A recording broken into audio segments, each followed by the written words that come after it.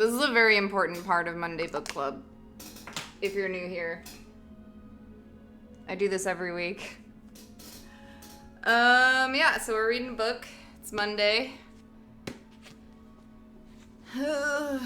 I'm so old. I was a young lad when I started reading this. And, We on Mars. John Boone, first man on Mars. He's living there. He's investigating acts of terrorism against the Martian government called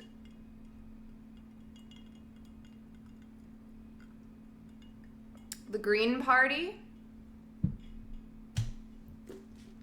And now he's gonna go investigate some Arabs and talk to the Arab caravan.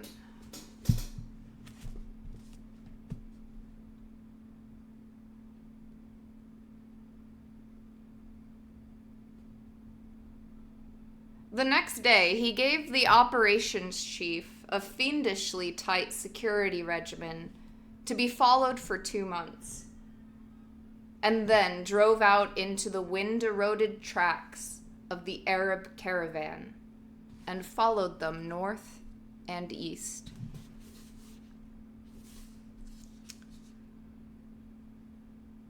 It turned out that Frank Chalmers was traveling with this Arab caravan, but he had not seen or heard of any visitation by Hiroko's people. And none of the Arabs would admit to being the one who had told the story at Bradbury Point. A false lead, then. Or else one that Frank was helping the Arabs to eliminate.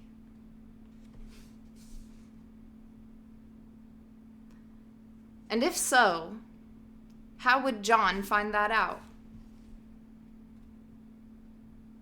Though the Arabs had only recently arrived on Mars, they were already Frank's allies. No doubt about it. He lived with them. He spoke their language. And now, naturally, he was the constant mediator between them and John. Not a chance of an independent investigation. Except what Pauline could do in the records, which she could do as well away from the caravan.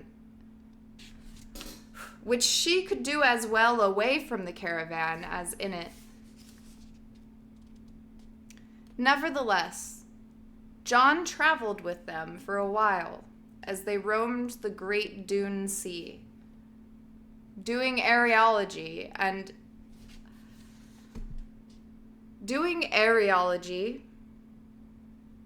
and a bit of prospecting.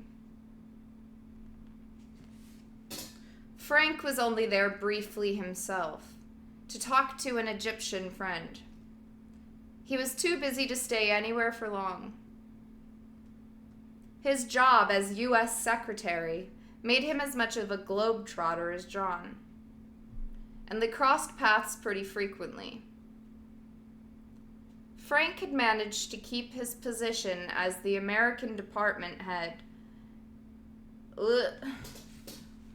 Frank had managed to keep his position as the American department head. Through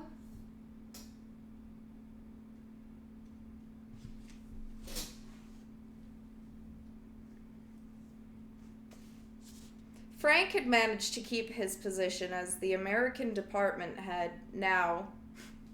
Damn it, I did it again. Okay, Frank had managed to keep his position as the American department head now through 3 administrations, even though it was a cabinet post.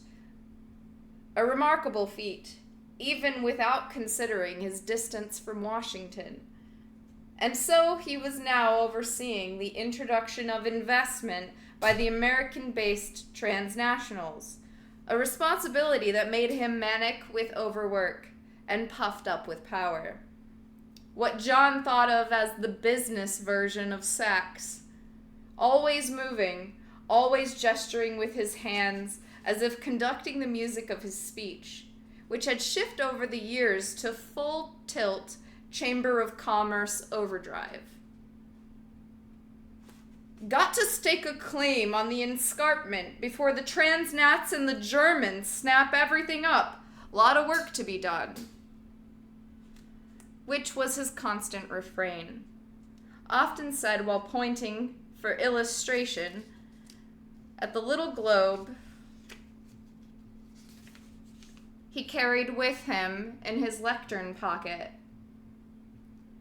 Look at your moleholes.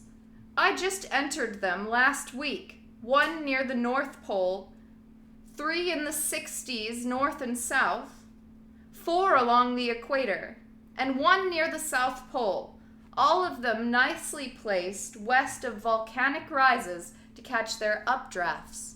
It's beautiful.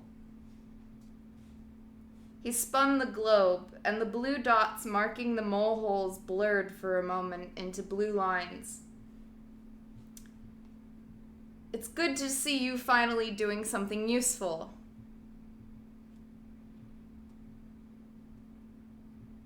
Finally.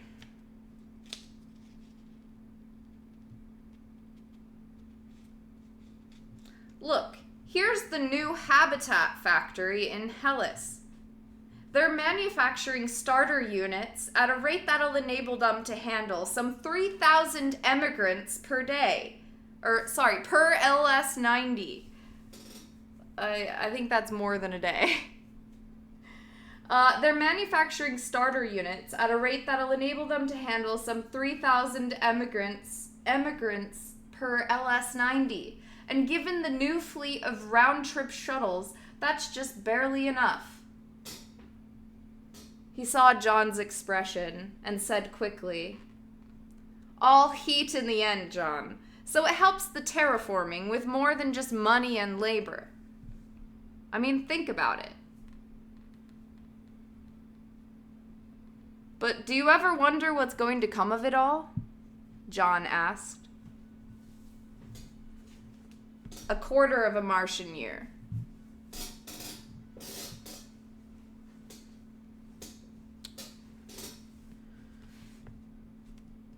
But do you ever wonder what's going to become of it all? John asked. What do you mean? You know, this deluge of people and equipment, while things are falling apart on Earth. Things are always going to be falling apart on Earth. You might as well get used to it. Yeah, but who is going to own what's up here? Who's going to call the shots? Frank just made a face at John's naivete, at the very nature of the question. One look at his grimace and John could read it all. The whole complex of disgust and impatience and amusement. A part of John was pleased at this instant recognition. He knew his old friend better than he had ever known any of his family. So that swarthy, pale-eyed face glowering at him was like that of a brother. A twin he couldn't ever remember not knowing. Okay, I'm gonna cry. John, shut up. On the other hand, he was annoyed with Frank for his condescension. Yeah.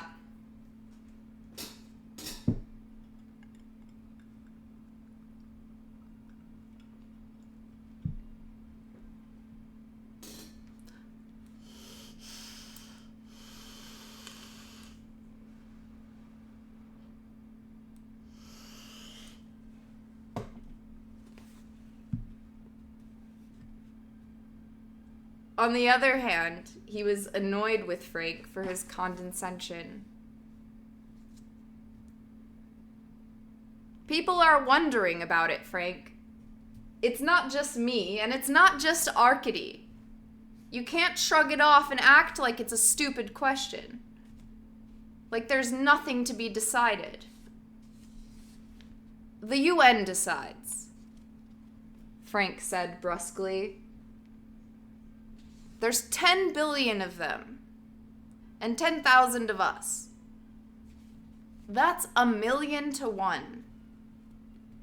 If you want to influence those kinds of odds, you ought to have become the Unoma factor like I told you to when they set up the position. But you didn't listen to me. You just shrugged it off. You could have really done something, but now what are you? Sachs's assistant in charge of publicity. And development and security and Terran affairs and the moholes. Ostrich, Frank pounced. Head in a hole. Come on, let's go eat. John agreed, and they went off to a dinner in the Arab's biggest rover. A meal of basted lamb and dill-flavored yogurt. Delicious and exotic. But John found himself still irritated at Frank's scorn, which never let up. The old rivalry, sharp as ever. And no first man routine would ever make a dent in Frank's sneery arrogance.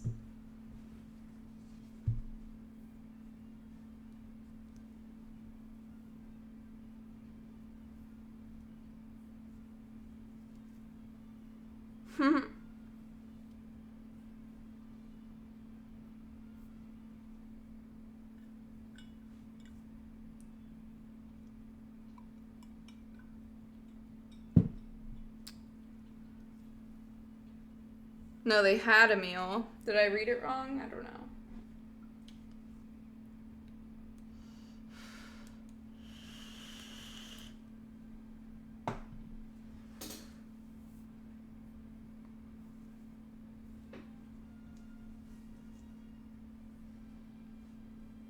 Oh.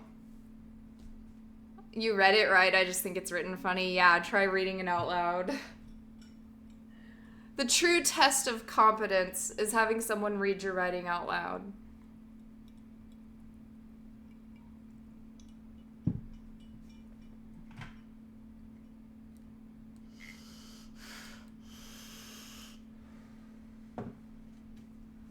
What page are we on? For me, it is 331.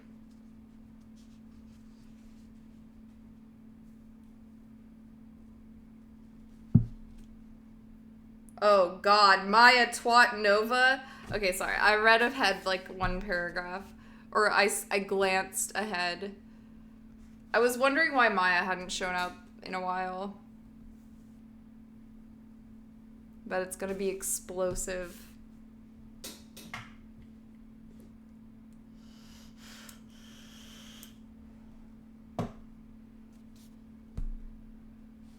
Oh God, and John and Frank are in the same place. Jesus.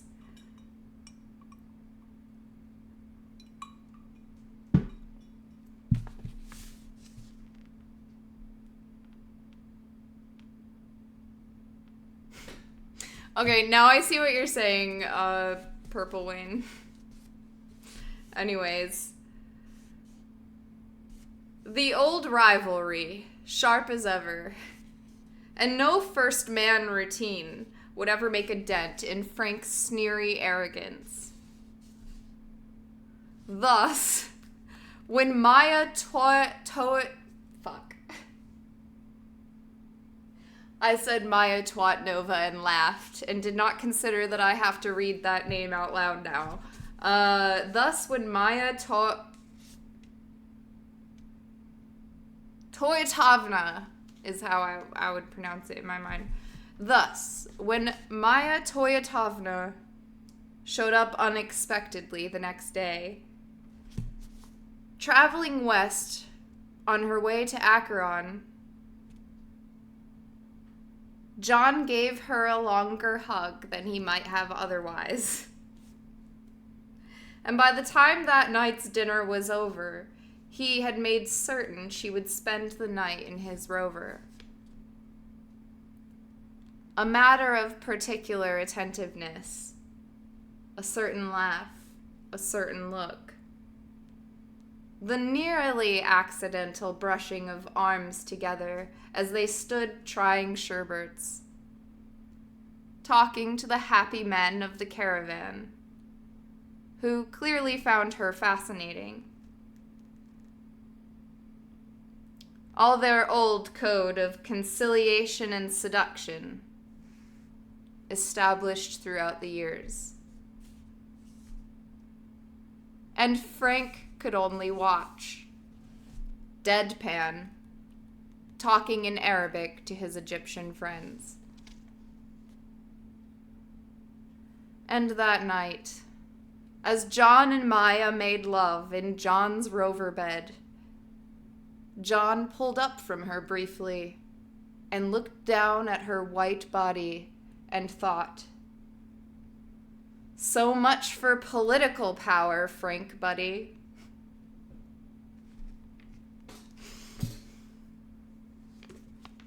Fellas. Okay, that deadpan look had told it all.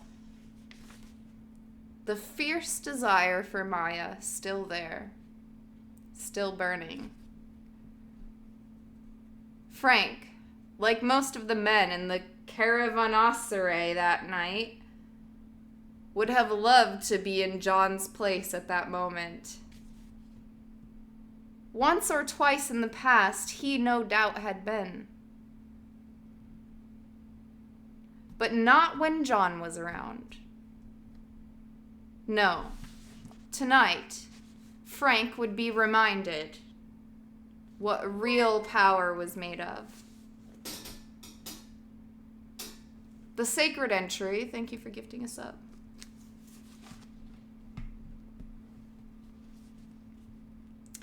Distracted by such nastiness, it took John a while to pay any real attention to Maya herself. It had been almost 5 years since he and she had slept together. And in the intervening time, he had had several other partners. And knew she had lived for a time with an engineer in Hellas. It was strange to begin again, as they knew each other intimately and yet didn't.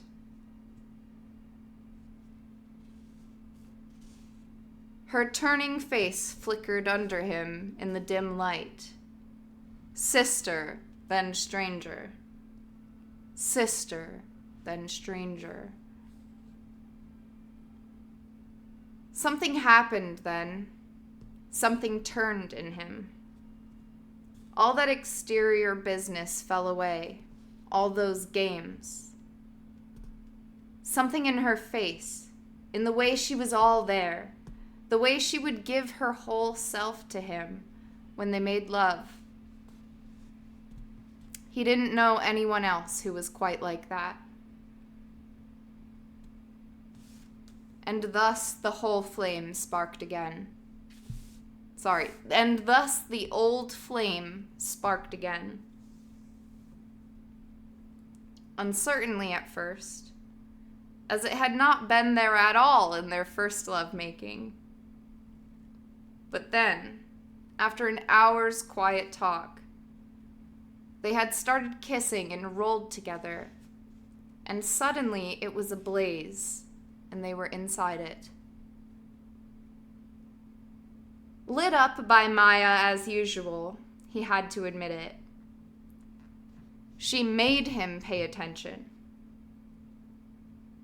Sex for her was not, as it tended to be for John, some kind of extension of sport.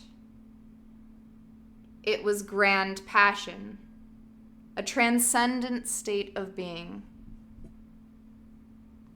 And she was so tigerish when she got going that she always surprised him, woke him up, brought him up to her level, reminded him what sex could be.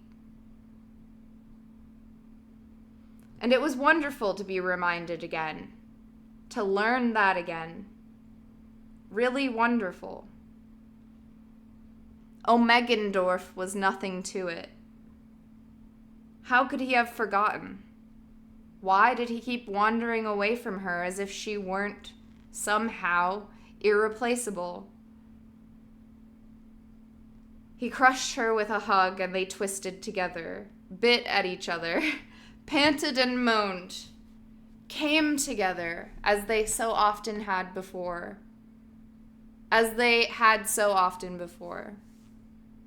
Maya pulling him over the edge with her. Their ritual.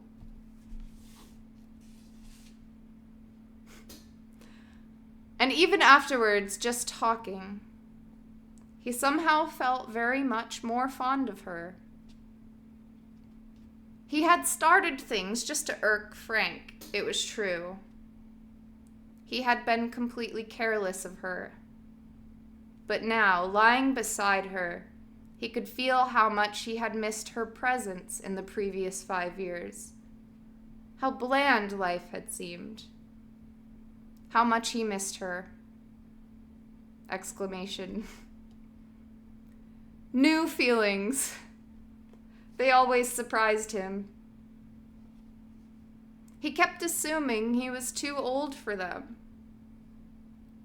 That he had more or less stopped changing. And then something would happen. And so often, that something, thinking back over the years, was a meeting with Maya.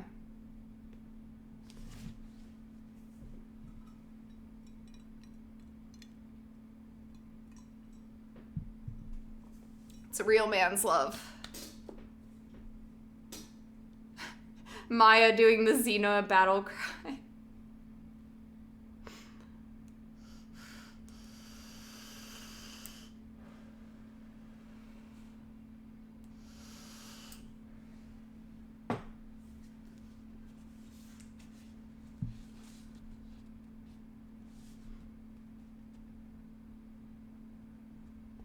She was still the same Maya Toatovna, however.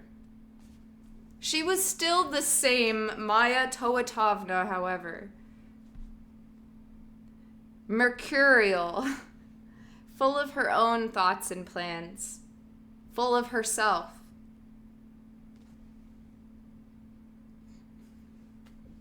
She had no idea what John was doing out there on the dunes, and would never think to ask. And she would slash him to ribbons if he accidentally crossed her mood. He could tell that just in the sultry set of her shoulders, just in the way she padded off to the toilet. But he knew all that already.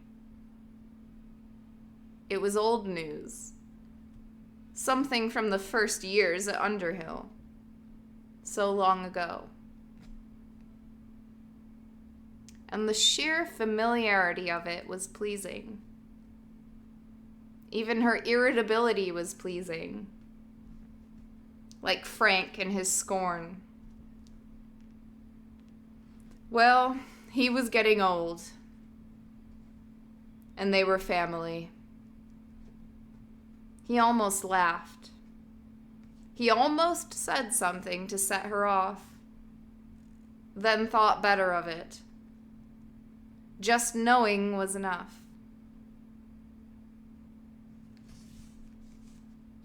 No need for another demonstration, Lord. At that thought he did laugh, and she smiled to hear it, and came back to bed and shoved him in the chest. Laughing at me again, I see. Because of my fat bottom, is it? You know your bottom is perfect. She shoved him again, insulted at what she considered a gross lie. And their wrestling drew them back into reality of skin and salt, into the world of sex. Dude, they've been having sex for like 3 pages. I'm literally waiting so that I can pad off to the bathroom. Please. Your bottom is perfect. She shoved him again, insulted at what she considered a gross lie, and their wrestling drew them back into the reality of skin and salt, into the world of sex. At some point in the long, lazy session, he found himself thinking, I love you, wild Maya. I really do. It was a disconcerting thought. A dangerous thought. Not something he would risk saying. But it felt true.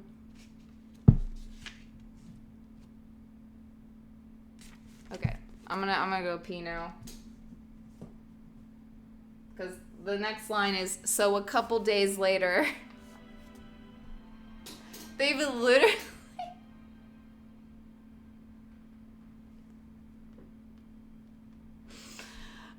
I can't even say anything right now.